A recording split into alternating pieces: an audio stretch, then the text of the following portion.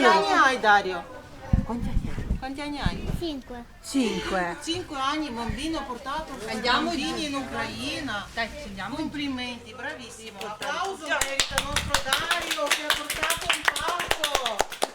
Anche il piccolo Dario di appena 5 anni ha voluto fare la sua parte portando al centro parrocchiale di Sant'Antonio a Marghera un pacco con garze, disinfettanti e cerotti da spedire in Ucraina. La solidarietà è un fiume in piena, l'arrivo di persone con le borse piene di regali è incessante, i volontari lavorano senza sosta.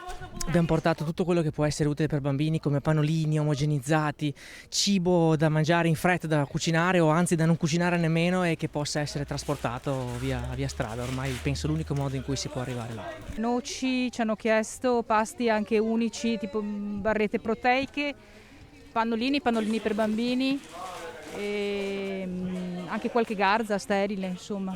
Signora, cosa state portando? Coperte. Prima avevo portato cibo.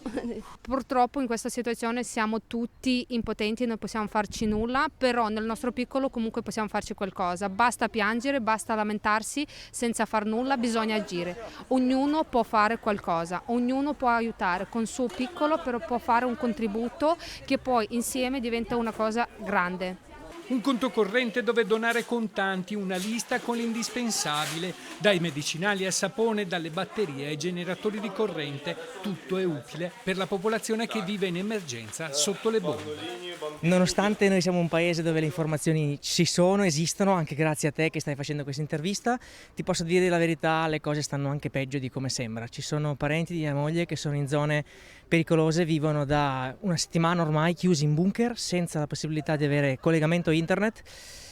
Mi si stringe il cuore, io non so se sono ancora vivi oggi o no, perché non c'è modo di contattarli. Pertanto lì non c'è nulla, stiamo cercando di dare una mano come possiamo. Lei ha dei parenti lì, qual è la situazione? Sì, io ho la mamma in Ucraina, anche mia nonna, che assolutamente non vogliono spostarsi, non vogliono abbandonare la propria casa e la situazione nella zona dove abitano loro è abbastanza tranquilla, però è tranquilla oggi, non si sa domani, perché ci sono i bombardamenti purtroppo in tutto il territorio ucraino.